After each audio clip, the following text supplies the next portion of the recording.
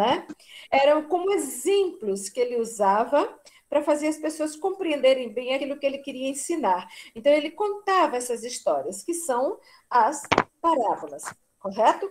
Então, eu vocês um comentário sobre a parábola ou parábola do bom pastor, né? Que diz assim: um dos ensinos mais claros a respeito de quem é Deus foi revelado por Jesus em Lucas 15. Este capítulo é conhecido como o Evangelho dentro do Evangelho. Né? Os seus primeiros versículos são introduzidos por uma murmuração dos escribas e fariseus contra Jesus, dizendo: ele recebe pecadores e come com eles. Os fariseus falaram isso porque Jesus confraternizava com todos. Ele não fazia distinção entre as pessoas, né? Isso fazia parte do amor que ele sentia pelos outros, pelos seres humanos, pelos seus irmãos. Então, quando ele é criticado porque ele recebe o que os fariseus, os líderes religiosos consideravam pecado, ele responde por meio de 3 parábolas.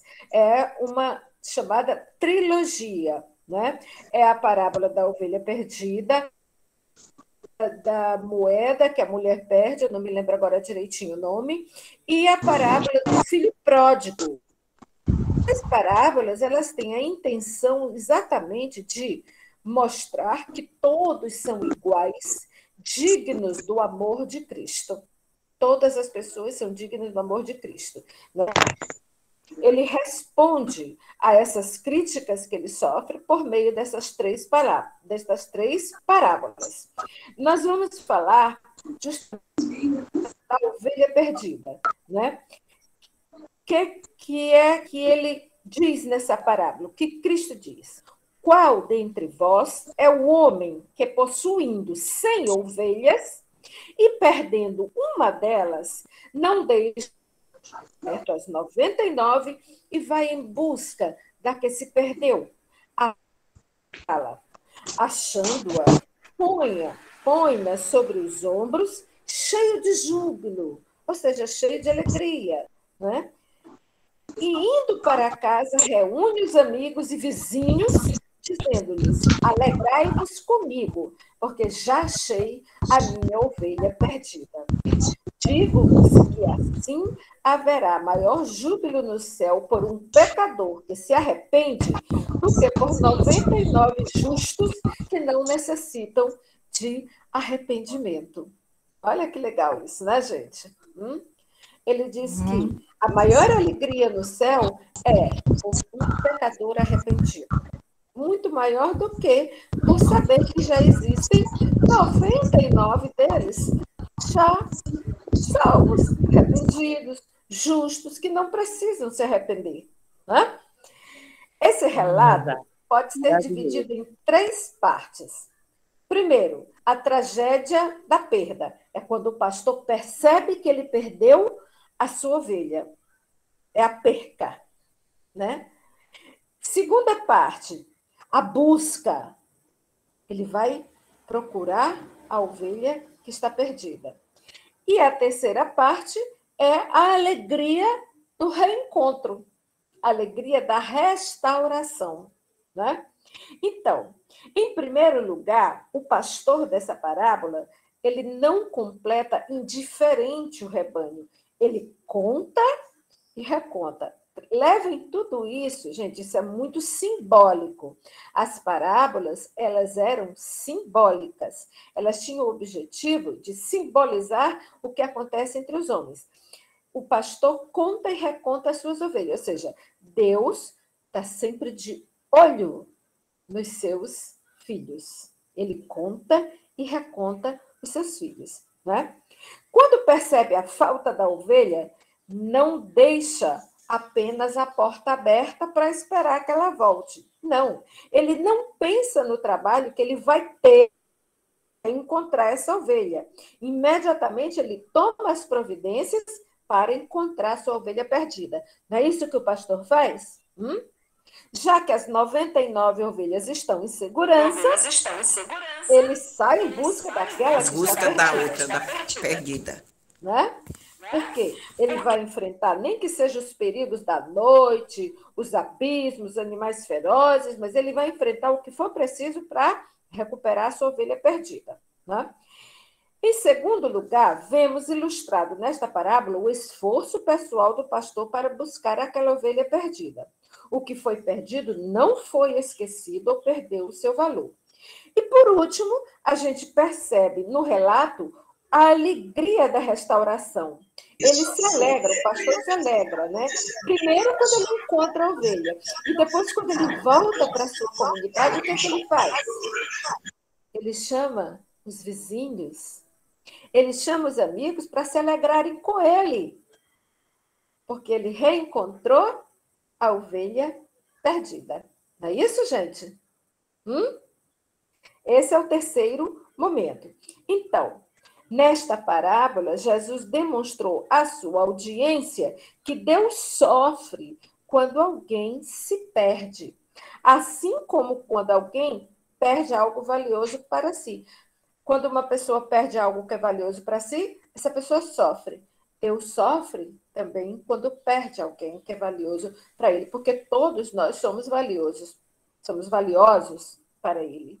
Né? Então, a expressão pecadores e publicanos se refere a homens e mulheres sem aspiração de buscar a justiça. Ou seja, ele se refere que essas pessoas que não se preocupam em buscar a justiça, elas não se preocupam com os outros, com as prostitutas, com os ladrões, com as adúlteras, os adúlteros, aqueles que violavam a lei. Né? Eram pessoas comuns que não tinham privilégios de receberem a educação que os rabinos recebiam, os escribas, e por isso essas pessoas pecavam. Né? E para os fariseus, essas pessoas não eram dignas de respeito, mas para Jesus, elas mereciam seu amor, mereciam seu respeito, mereciam a dignidade. Então, quando ele come, ele se senta a uma mesa e come com eles, compartilha o pão com eles, ele está querendo mostrar para essas pessoas que o condenam, que para ele todos são iguais, que perante Deus todos são iguais. E que são justamente os que pecam, aqueles que mais merecem ser olhados com cuidado, para que eles sejam resgatados como o pastor resgatou a sua ovelha. Nós somos muito apressados, às vezes, em julgar os outros, em apontar o dedo, em condenar, não é verdade?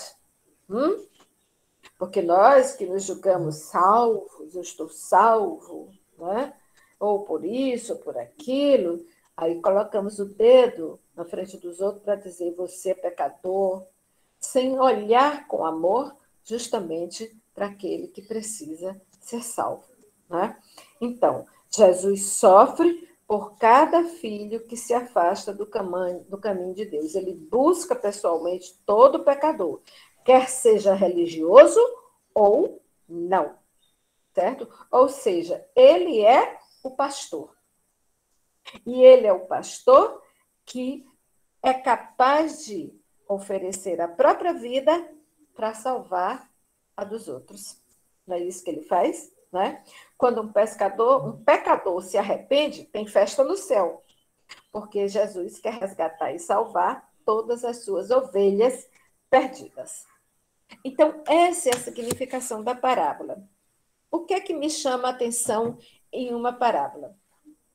É o aspecto literário, o aspecto religioso, né? É porque eu posso enquadrá-la como uma narrativa que tem uma finalidade de explicar, de ensinar, certo? E são facilmente entendidas pelo povo. Por quê? Porque partem do cotidiano de cada um. Ora, naquela época em que Jesus contou essa narrativa, havia muitos pastores. Muitas pessoas viviam dessa profissão. Né? Então, ele conta isso como exemplo, porque é uma realidade que as pessoas conhecem bem. Não é isso? E aquilo que a gente conhece bem, a gente entende melhor. Ok, pessoal? Sim. Entendido? Então, o que é uma Sim, parábola? professora. Eu troquei foi a parábola. Na verdade, eu peguei foi esse o Salmo 23. Eu nem tinha entendido, né? Aí eu pensava que era o Salmo 23. Porque também ele começa assim, né? O Senhor é o meu pastor, nada me faltará, né? E aí vai dizendo dos livramentos que Deus vai nos dando, né? Durante toda a nossa vida, o poder que Deus tem sobre nós, né? Que nenhum inimigo esse nos atingirá. Aí, assim, eu achei interessante a explicação desse salmo.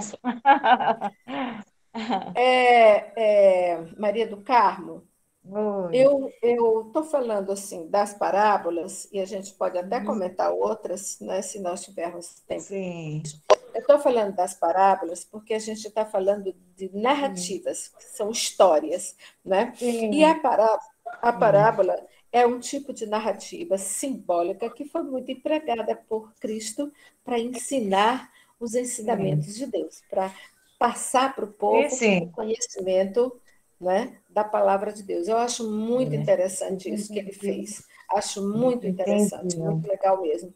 Porque o exemplo ensina melhor do que apenas as palavras.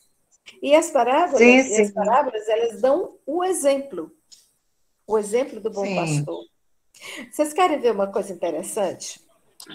Muitos escritores, né, às vezes em suas poesias, eles já usaram as ideias das parábolas, né, como inspiração. Aqui no Brasil, no século, quer ver? Entre os anos de 1601, olha, faz tempo, hein? Entre os anos de 1601 e 1768, né, durante um período que a gente chamou de Barroco, existia um escritor chamado Gregório de Matos Guerra, né, que usou essa parábola para uma poesia que eu acho até engraçada, muito interessante. É o seguinte, o Gregório de Matos, ele foi um homem que pecou muito, né? Em vida, durante a vida dele. Era um farrista, era um mulherengo, né? Vivia se metendo com confusões, com mulheres, com aventuras e tal.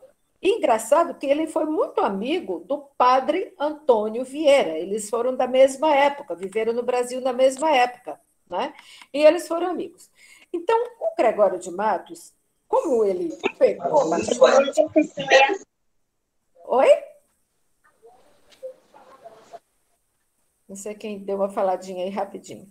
Então, quando eles começam a se arrepender dessas loucuras que ele cometia, dos pecados dele, ele começa a escrever poesias religiosas, a maioria pedindo perdão a Deus.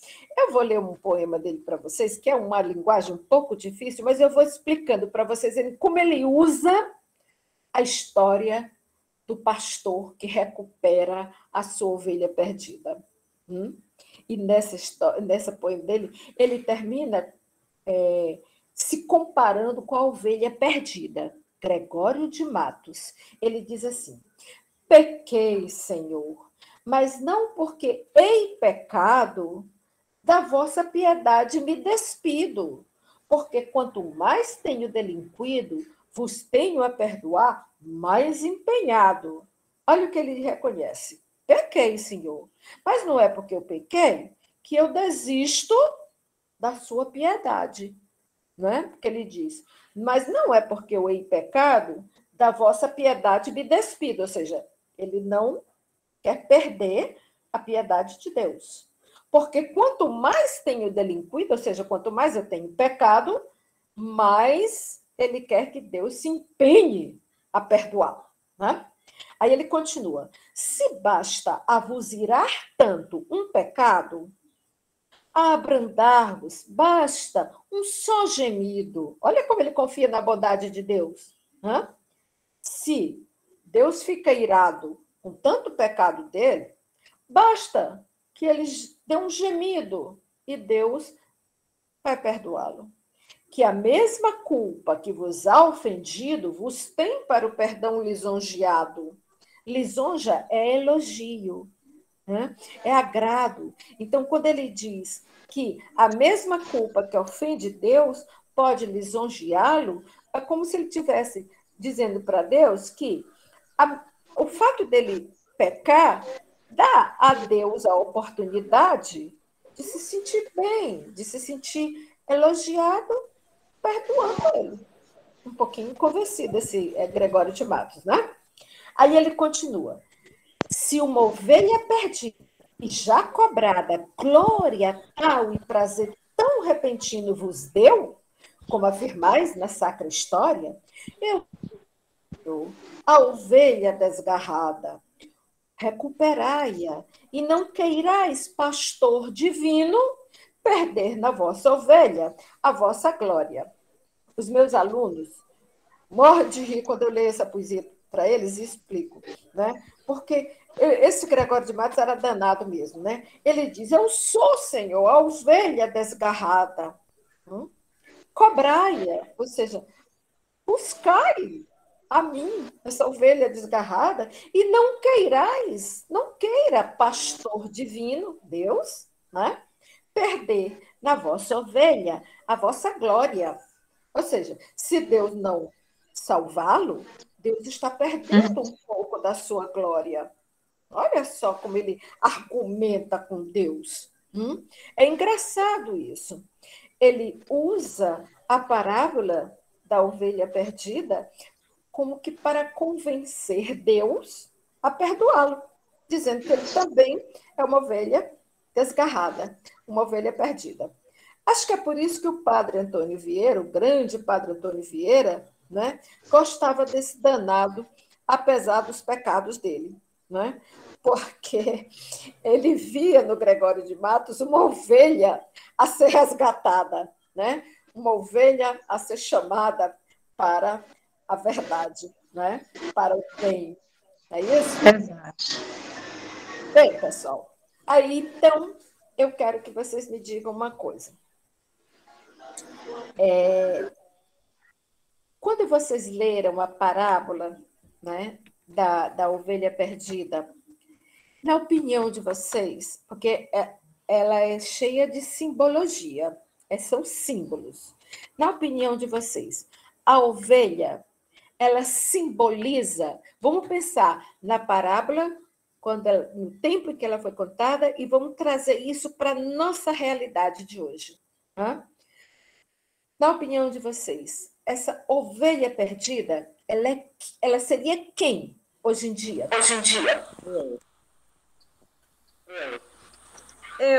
Cada um de nós, professor, eu acho. Seria Aquela eu. que sai, que não segue Jesus. Só um minutinho, a Maria Alice está falando. Vamos ouvir a Maria Alice. Sim, eu acho assim, que Uma pessoa. eu me afasto de Deus, eu sou uma ovelha perdida. Porque se eu não sigo esse pastor, se eu não faço a vontade dele, eu sou uma ovelha que estou desgarrada das coisas de Deus e dos meus irmãos, né? Eu não estou partilhando aquele momento da comunhão com Cristo, nem com meus irmãos. Então, eu acho que se eu me afastar, eu sou aquela ovelha perdida. Você seria uma ovelha desgarrada, não é, Maria? Desgarrada, isso. Isso. Alguém mais quer falar alguma coisa? Parece que eu já estou dando aula de religião, mas não é isso não. Eu estou estudando a parábola. Vamos lá. Tem uns microfones que está ligado aí, vamos deixar ligado só quem está falando. Eu concordo com a amiga que falou. Vamos fazer assim. Quem terminar de falar, desliga o seu microfone para não atrapalhar um pouco os outros. Alguém mais quer dizer quem seria hoje, na nossa realidade de hoje, a ovelha desgarrada? A Alice já disse, é cada um de nós. Quando ela diz sou eu, né? Ela está falando cada um de nós. Vocês concordam ou tem mais alguma coisa a acrescentar? Concordo. Deusanira, concorda? Concordo. Eu também concordo. Somos nós, as criaturas nós, humanas. Cada um de nós. Uhum. Sim, cada um de nós, concordo. Isso. E a figura do bom pastor? A gente sabe que ela simboliza Deus, né? Deus se preocupando com todos os seus filhos, né? Trazendo isso para a nossa realidade hoje, né? A gente poderia, além de Deus, é claro, atribuir essa figura do bom pastor a mais alguém? A um pai. Quem? A uma mãe. O pai de uma família. O pai de uma família. Bem lembrado, Deusanira, que se preocupa com seus filhos, que quer encaminhá-los para o bem, está sempre preocupado. Olha, isso me fez lembrar, sabe o quê, Deusanira? A parábola do filho pródigo. Lembra da parábola do filho pródigo? É também isso, né? O pai que perdoa aquele filho pecador, porque ele volta, ele reencontra esse filho. Então, ele diz para aquele filho que sempre esteve do lado dele, trabalhando, ajudando, e que fica ressentido porque o pai está dando festa para aquele filho pecador que tinha que se afastar e voltou. E o pai diz, mas ele precisa dessa festa, ele foi recuperado, ele voltou, e ele precisa se sentir bem-vindo. Ele é o filho pródigo, é aquele que volta, e o pai perdoa. Olha, o princípio fundamental dessa parábola é o perdão, é o resgate, né? É o não condenar, é o não julgar. Sim. É o receber, né? É o receber, é o perdoar, é o resgatar. Esse é o princípio fundamental da história. Por isso, essa lembrança foi boa. Quem mais, gente, que a gente poderia pensar nesse papel de pastor? O pai de uma família. Será que os líderes religiosos a gente poderia colocar nessa situação? Também, né? Também. Também eles poderiam. Os padres, o padre, pastores, né? Quando ele busca o cristão, né? Apesar dos seus erros humanos. Ele sempre está ali para acolher, né? Sem olhar a quem. E muitas das vezes nós, né? É uma das coisas que quando a gente se vê, sempre a gente está julgando. A gente nunca se coloca no lugar do outro para saber. Porque se talvez a gente conseguisse se colocar no lugar de alguém, a gente poderia saber se aquela situação, o que é que nós faríamos. Mas é mais fácil julgar do que propriamente ajudar, né? Então, o julgar é aquela coisa. Quantas das vezes eu costumo falar que do filho pródigo, até nós sentimos injustiçado como nós, quando nós somos bem aquela coisa solícita com as pessoas, né? E quando as pessoas são ingratas com a gente termina querendo cobrar, né? Se sente injustiçado naquele momento, né? Poxa, eu sempre estou aqui para fazer isso, para fazer aquilo, fulano fez isso comigo. É muito próximo assim da gente, né? A gente tem que trabalhar muito nessa história de fazer sem olhar a quem.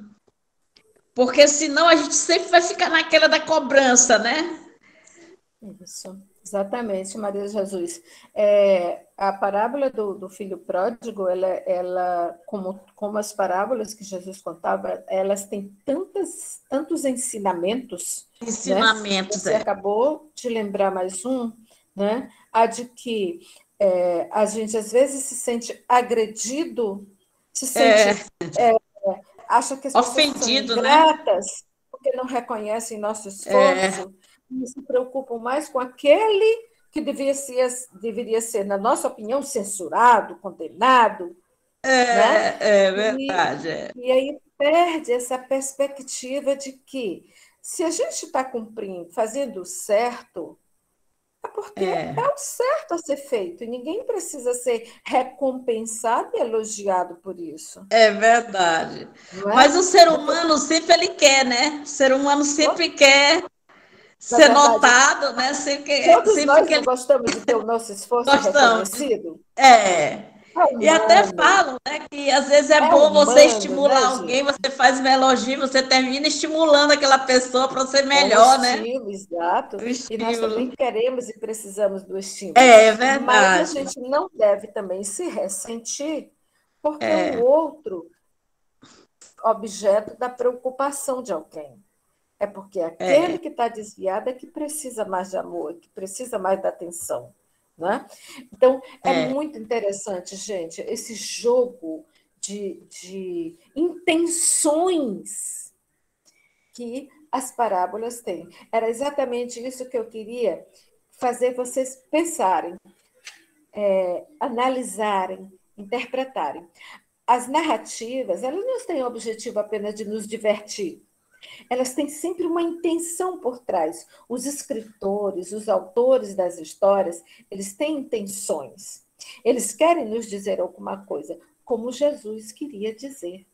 E tinha tanto a dizer nas suas histórias, nas histórias que ele contava, nas parábolas. E era por isso que ele falava só em parábolas, né, com os discípulos dele, né? Aí ele dizia, quem tem ouvido que ouça, quem tem voz... Porque realmente, às vezes, os próprios discípulos que estavam com ele não entendiam, né? Tinha aquelas dúvidas do que ele falava. Aí sempre dizia, quem tem ouvido, que ouça, né? E se a gente pensar, né, gente, que o ser humano parece que nunca aprende. Não. Os exemplos são tão claros, né? E quando a gente fala o ser humano, a gente tem que se incluir nessa categoria também. Todos nós erramos, todos nós deixamos de praticar aquilo que a gente já devia ter aprendido há muito tempo. Se nós fizéssemos isso, o mundo não estaria como é hoje, né? Com tantas tragédias, tanto mal acontecendo. Certo? Desamor, né? Tanta muito falta de amor, né? Tanta falta de amor. A gente, com certeza, vai continuar trabalhando essas ideias dos textos. É isso que eu acho muito legal nessas aulas, é a gente trabalhar as ideias. Porque nem tudo é superficial. Olha, as figurinhas que a gente usa no WhatsApp, elas dizem rapidinho aquilo que a gente queria dizer e a gente nem pensa mais. Quantas mensagens de WhatsApp a gente recebe naquela figurinha que nem lê? Vocês leem todas? Todo o textinho que vem nela? Se passar de 4 linhas, deixa para lá, né? Tudo a mesma coisa, né? Mas todas têm algo a dizer, né? Mas, sobretudo, elas dizem para fazer a gente pensar. Não é só ler e pronto. É para pensar. Né? E quanto mais você pensa, mais coisas você descobre. A gente está vendo aqui. Quanto mais você estuda um texto, mais você descobre ideias nele. E a gente vai continuar descobrindo ideias aqui. Certinho? Certo. Lembra que na aula passada eu falei para vocês entre a diferença do U e do mal com L? Estão lembradas? Sim. Sim, eu lembro. Quem fez uma frase usando o mal com U? Quem fez uma frase? Deusanira, leia a sua frase. Esse é um mau investimento. Esse é um mau investimento? Investimento, sim. Esse mal que você usou, Deusanira, é com L ou com U? Com U. Porque ele é o contrário de... Isso. Isso. Olha só, este é um mau investimento. É o contrário de um bom investimento. Então, se é o contrário de bom, é mal com U. Vamos lá. Isso. Rosanira, você Correto. escreveu uma frase com mal com L? Sim. Diga. Os jovens escrevem mal, com L. Os jovens escrevem mal. É o contrário de escrevem bem. Bem. Isso, exatamente. Pegou o espírito da coisa. Quem mais? Obrigada. Professora, hoje foi meu primeiro dia aqui. Ah, tá. É porque eu mostrei na aula passada, Maria de Jesus, É. a diferença do mal com U e mal com L. Mal com U é o contrário de bom. Mal com L é o contrário de bem. Né? José é mal educado. Mal educado é o contrário de bom educado ou de Tipo, bem educado? é mal, é o Então, contrário. É, com L. L. Certo? Fácil. Eu, É professora, eu conheço a história Diga. do lobo mau. Ah, muito bom. A história do lobo mau. Com Mau U. com U. U. Porque o lobo não é bom, É, né? o lobo é mau. É legal, Isso. Silvina. Uma com mal com L. Escreveu, Silvina? Uma com mal com L?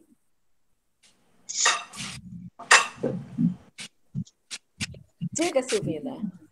Hã? A senhora escreveu uma frase com mal com L? Mal com U. Eu conheço a história do lobo mau. Ah, Mal Mal. com O homem está mal. então, deixa eu te perguntar uma com coisa. L, com L. Pode ser meu relógio trabalha mal. Muito bem. Ao contrário de meu relógio, trabalha bem. Mal, com L. Joana. Que é o B. Tudo bom, Joana? Ela está aqui, não está me ouvindo.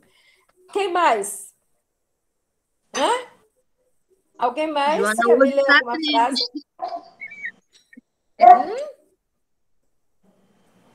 Não? Ninguém? Eu vou repetir aqui a da Silvina, professora. Abri a porta e vi o lobo mau correndo atrás dos 3 porquinhos. Pois é, como esse lobo não é bom, é mal comum, não é, Concita? Exatamente. E com ele, saí ontem à noite muito mal acompanhada com ele. Isso, ao contrário de muito bem. Hã? Vocês acham assim que eu estou bem ou que eu estou mal? Está bem. Eu estou mal com U ou mal com L? O mal, bem aí é com o mal Com foi L. com L. Com L. Você Eu está estou bem. me sentindo muito mal. Estou mal. Então é mal com Com L. L, porque é o contrário de eu Olha, ao estou me contrário sentindo do muito bem. É, mal. É. É isso aí, gente. Não é fácil. Eu estou de bom humor. É só usar. Olha, Leila, toda vez que a gente vai escrever e tem uma dúvida, a gente para e pensa. A gente faz comparações. Ah, eu vou escrever uma frase, eu vou escrever a palavra mal e não sei se eu vou usar mal com ou mal com ele. Eu paro e penso. Qual seria o contrário disso que eu vou dizer? Bom ou bem? Se é bom, é mal com U. Se é bem, é mal com L. A gente para e pensa, gente. Ninguém é obrigada a adivinhar, né?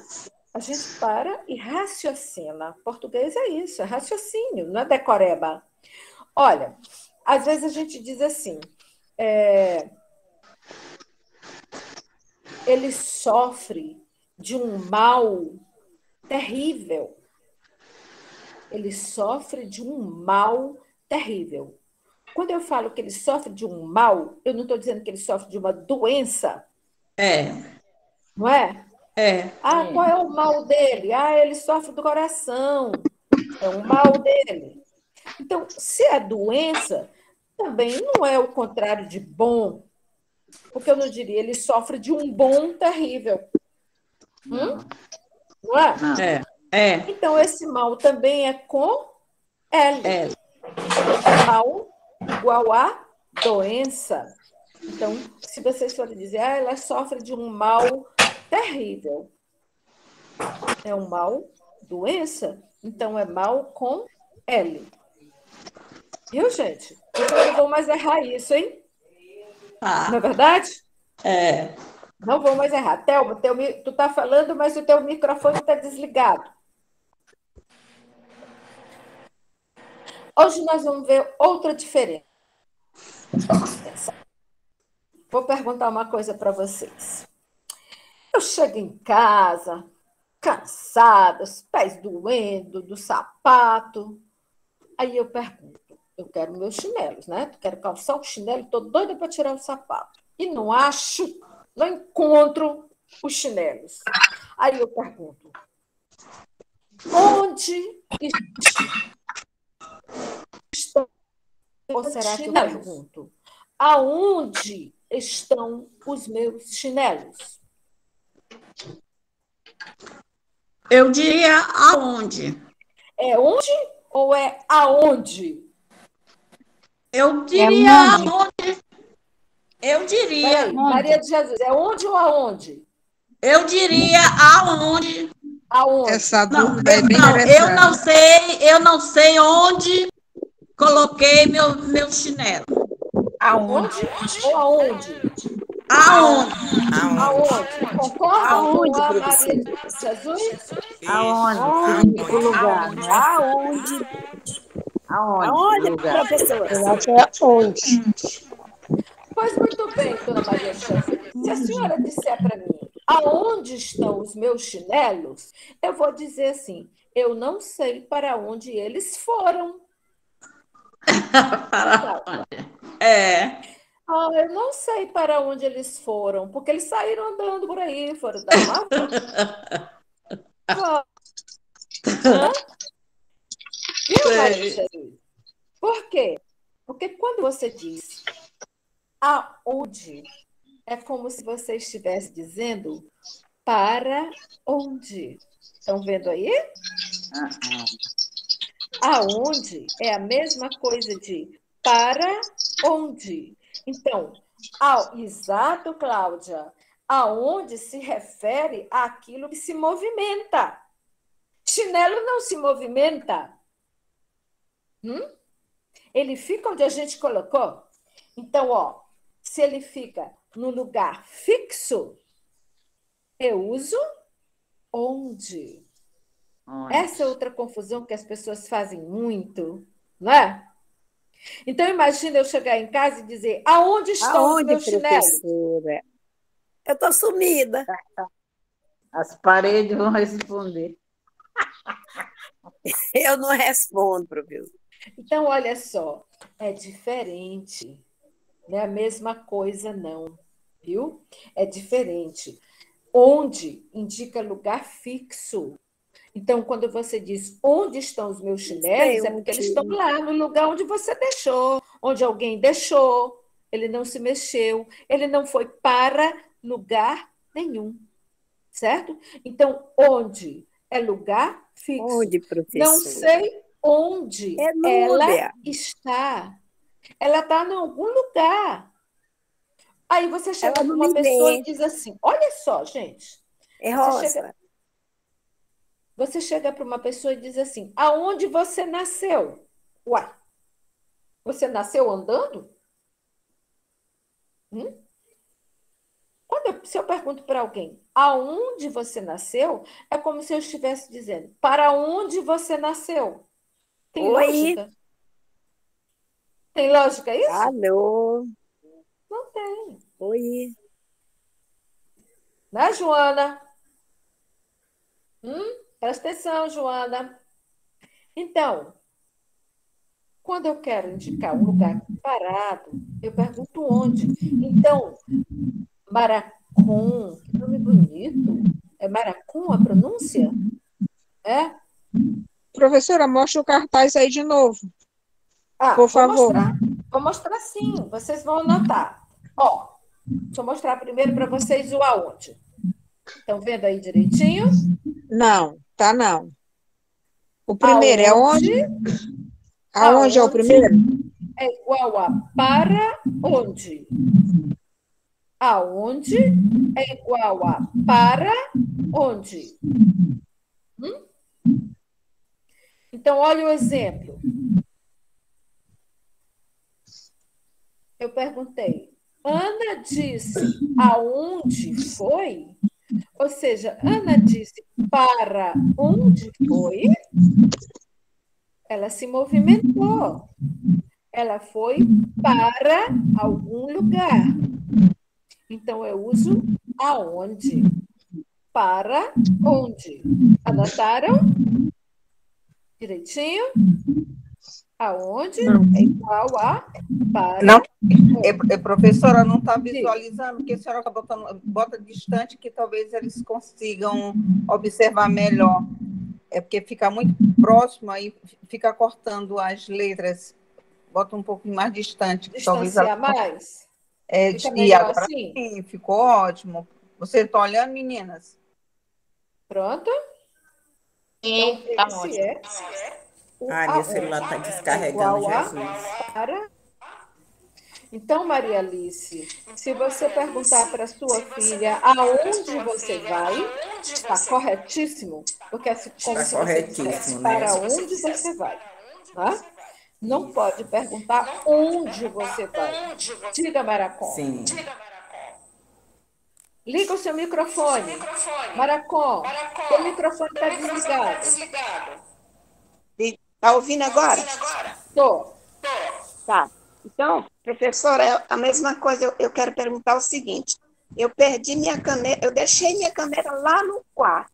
Aí eu estou procurando a minha caneta. O celular descarregou. Quando eu acho, eu digo, achei minha caneta ou encontrei minha caneta? Se você diz encontrei minha caneta, eu digo o quê? Se é achei ou encontrei a minha caneta. Eu não entendi. Se é encontrei minha caneta, qual é a outra? Achei a minha caneta. Tanto faz. As duas palavras, os dois verbos estão corretos. Achar e encontrar. Viu? O significado é praticamente o mesmo. Não tem diferença, não. Uma vez me disseram, que encontrei é se o outro objeto estiver andando, eu encontro com ele. E se ele estiver parado, eu achei. Não tem nada a ver, viu, Maracon? Porque a palavra encontro, ela pode ser o significado, ela pode ter, vamos dizer assim, outra significação, no sentido de até de esbarrar em alguém, né? Quando você diz assim, eu fui de encontro à parede, fui de encontro, ou seja, eu bati contra a parede. Se você disser, eu fui ao encontro da minha amiga, você foi se encontrar com ela, depende de como você emprega, mas tanto faz você dizer achar ou encontrar no sentido de recuperar uma coisa que estava perdida, é o mesmo sentido, viu? Não Obrigada, professora. Obrigada. Não entendeu? Direitinho? Entendi, obrigada. Mesma coisa. Eu achei minha caneta, eu encontrei minha caneta. Mesma coisa. Viu? Tá bom, obrigada. Bom, então, gente, e o onde? Está aqui, para vocês copiarem aí. Indica lugar fixo, né? Ana, não sei onde ela está. Onde significa lugar parado. Né? Olha só, se eu disser assim, eu fui visitar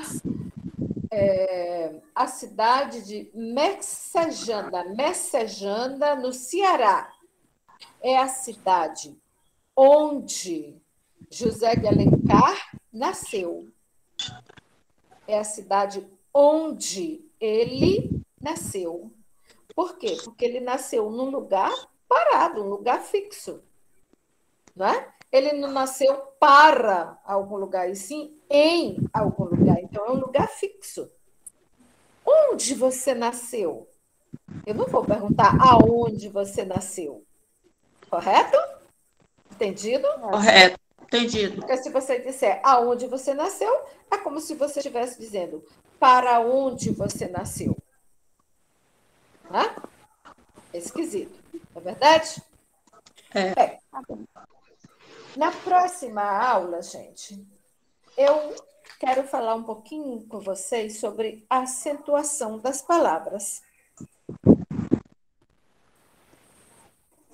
Como é que a gente acentua algumas palavras? Deixa eu mostrar isso aqui para vocês. Olha, eu peguei uma palavra, a palavra gramática, dividi em sílabas. Certo? E mostrei para vocês que a gente, quando vai estudar a acentuação das palavras, a gente começa a contar da última sílaba. Qual a última sílaba de gramática? É o K. K. A que vem antes da última é a T-I. Penúltima. E a que vem antes da penúltima é a Antepenúltima. Antepenúltima. E a que vem antes da antepenúltima? É a antepenúltima. Também é antepenúltima. A que vem antes, é? É. Antepenúltima. Pô, Que vem antes da antepenúltima. essas três. Última, penúltima e antepenúltima. Penúltima. Certo? Tudo que sobra é antepenúltima. Falava...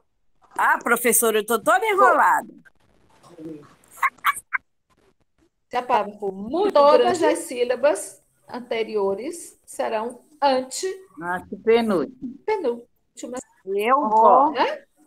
Então, ó, última, penúltima, antepenúltima. Antepenúltima. E pronto, só tem essas três. Tudo que vier antes vai ser antepenúltima também. Entendido? Entendido. Então, quando a gente vai estudar as regras de acentuação das palavras, a gente começa a contar a última, depois a penúltima, depois a antepenúltima. Aí, eu vou mostrar essas três palavrinhas aqui para vocês. Deixa eu ver. Leiam para mim. Sofá, café, cipó. Sumiu. Isso. Quantas sílabas tem essas três palavras? Duas. Só duas, né? Sofá, duas sílabas. Sofá tem duas. Sofá tem duas também. Café, duas. Cipó, duas sílabas. Também tem duas. Cipó tem duas. E também. Café, duas. Também tem duas. E cipó? Duas também. Quantas, professor? Cipó, duas. Cipó, duas. Mas não interessa quantas sílabas elas Cipó, duas. Interessam eu saber qual é a sílaba forte. Lembra como eu ensinei a achar a sílaba tônica das palavras? É o O. É o pó. É o a palavra. No sofá é o sofá. No sofá é o sofá é o fá. Escuta. No café é o fé. Olha só, eu vou vender um sofá. No cipó é o... Por acaso eu vendo, olha o sofá. Parece que eu vou agora. Não tem sentido. Sofá. Nunca. É assim? Não. Como é que a gente faz? Professora, não vai vender nunca. Eita, mas vocês têm uma vergonha de vender. Bora, venda um sofá aí para mim. Tu está escrevendo, né, Rosa? Olha o sofá. Meu Deus, que povo envergonhado. É, Rosa. Olha o sofá. Eu olha seguro o na sofá. sílaba tônica. Como é que eu vou saber qual é... Presta atenção. Como é que eu vou saber qual é a sílaba tônica de sofá? Ah, porque está acentuado. Não. Não é porque está acentuado. É porque eu falo sofá. Não, sofa. Eita, amor. Lembra que eu falei isso?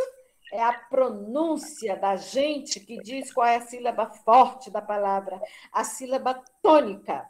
Aí o que acontece nessas palavras? Eu digo sofá, café. Ai, mas eu gosto de um café. Sofá, café. Eu digo, eu gosto de um café. Né? café. Aí eu digo, Café Rosa tem. cipó, e não cipo. Rosa tem Cipó café. também. Certo, Antônia? Então é assim que eu sei qual é a sílaba tônica da palavra. Eu vou sair, O que falta 5 minutos. acontece com essas 4 palavras aqui é que todas elas têm a sílaba tônica na última. Vocês repararam? Ó, qual a última sílaba de sofá? Sofá. Sofá. De café? É o fé. Qual é a sílaba forte de cipó? É a última. É o pó. Pó. E também. Certo? Bem. Então, por que eu disse que essas palavras são oxítonas? Porque a sílaba tônica é última. Então, se alguém perguntar para vocês o que é uma palavra oxítona, é uma palavra que tem a sílaba tônica na última sílaba. Na última sílaba. Certo? Não importa o tamanho da palavra. Se a sílaba tônica for a última sílaba, ela é uma palavra oxítona. Certo? Certo. Então, eu vou voltar aqui para a palavra gramática e perguntar para vocês. Gramática. A sílaba tônica não é o ma? É o ma. Está bem acentuado para facilitar a vida de vocês. Isso. Mas de qualquer, mesmo que não tivesse acentuada, eu saberia. Eu não digo gramática. E nem gramaticar. Nossa, saiu. E sim gramar. Né? 1, 2, 3, 4. Eu pergunto para vocês, gramática é uma palavra, pensem. Gramática é uma palavra oxítona? Paroxítona. Não. Por que não? Proparoxítona. Proparoxítona. Eu só quero saber se ela é oxítona ou não. Eu não gosto dessa aula, não. Ela não é oxítona. É muito fácil. A sílaba tônica é a última? Não. É por isso que ela não é oxítona. Não é uma oxítona. Por quê? Porque a sílaba tônica não é a última. Certo? A última é. Olha, eu estou indo bem devagar, uma coisinha de cada vez nessa questão da acentuação para vocês aprenderem e nunca mais esquecerem. Certo? Então, última, penúltima, antepenúltima. Quando a sílaba tônica é a última, a palavra é oxítona.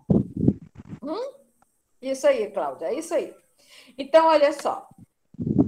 Eu tenho aqui 4 palavras oxítonas. Todas são acentuadas. Sim. Isso não quer dizer que toda palavra oxítona é acentuada. Eu não pareço mais. Eu digo assim, Saci Pererê. Tá, lá em cima ele Figura desceu. mitológica, né? O Saci Pererê. Saci, última sílaba. Pererê, última sílaba. Mas Saci não tem acento. Mas é oxítona. Então, nem toda palavra oxítona é acentuada. Só as que terminam em Um acento A, também. O, em. Viu, minha gente? Desisto. Só as palavras que terminam oxítonas, que terminam em A, E, O e em, é que são acentuadas. Tá? Então, eu andava por aí, aí vi uma placa onde estava... Já terminar a aula, gente. Onde estava escrito Turu. O bairro, Turu. Aí neguinho botava um acento.